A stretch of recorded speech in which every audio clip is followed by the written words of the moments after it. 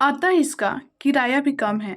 अभी इसको खाली करें तो दोगुना किराए देने के लिए लोग तैयार हैं। क्या करें? इसके अलावा मेरा सिर दर्द जब तक आकर परेशान करता है। मैं बेटी को समझाता, बेटा रो मत, यह सब कुछ मुझे पता है। अब गांव में भी क्या है, मुझे तुम्हारे साथ ही रहना है। ऐसा भी नहीं, पड़ोस में एक कमरे घर का मिल जाए तो भी मैं रह लूंगा।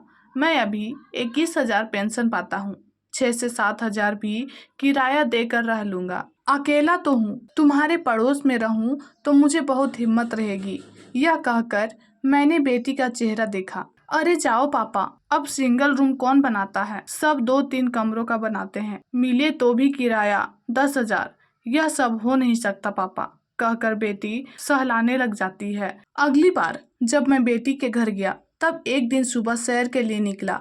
अगली 2 गलियों को पार कर चलते समय एक नई कई मंजिल मकान को मैंने देखा जो कुछ ही दिनों में पूरा होने की शक्ल में था। उसमें एक बैनर लगा हुआ था, सिंगल बेडरूम का फ्लैट किराए पर उपलब्ध है। मुझे बहुत खुशी हुई और उत्सुकता भी। वहाँ एक बेंच पर सिक्योरिटी गार्ड बैठा था। मैंने उससे जाकर पूछताछ की। दादाजी, उसे सिंगल बेडरूम बोलते हैं, मतलब एक ही हॉल में सब कुछ होता है, 1-2 से ज्यादा नहीं रह सकते। आप कितने लोग हैं? वह बोला, मैं बस अकेला ही हूँ, मेरी बेटी पड़ोस में ही रहती है, इसलिए यहाँ लेना चाहता हूँ। अच्छा फिर तो ठीक है, घर तो देखिएगा, कहकर अंदर जाकर चाबी के गुच्छों के साथ बाहर आया।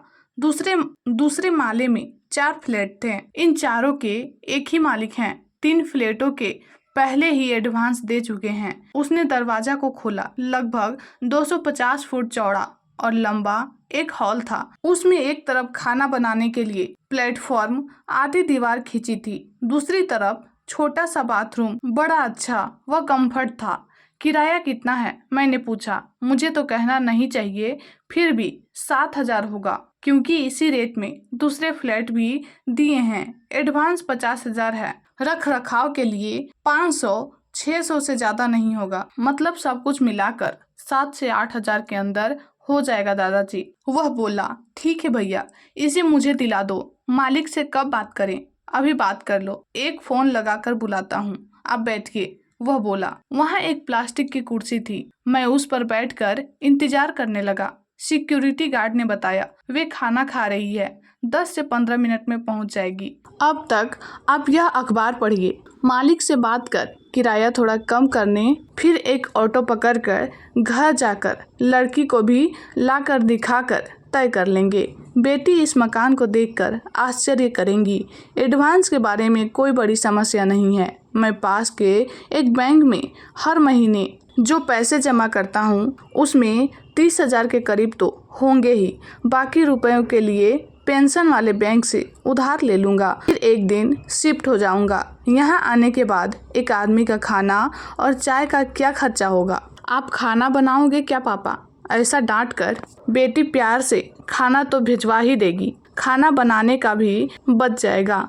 पास में लाइब्रेरी तो होगी ही, वहाँ जाकर दिन कट जाएगी। सामने की तरफ थोड़ी दूर एक छोटा सा टी स्टॉल था। मैंने सोचा एक कप चाय पीकर हो आते हैं, तब तक मकान मालकिन भी आ ही जाएगी। वहाँ कॉफी की खुशबू आ रही थी। मैंने सोचा कि कॉफी पी लूं, यहाँ रहने आ जाऊंगा तो नाश्ते और चाय की कोई फिक्र ही नहीं रहेगी। पैसे देकर वापस आया तो सिक्योरिटी गार्ड बोला, घर के ओनर आ गए हैं, वे ऊपर गए हैं, आप वहीं चले जाइए। मैं धीरे धीरे सीढ़ियां चढ़ने लगा। ऊपर पहुंचकर ओनर को नमस्ते बोला। पीठ दिखाकर खड़ी वह महिला धीरे से मुड़ी तो वह मेरी बेटी रेनू थी।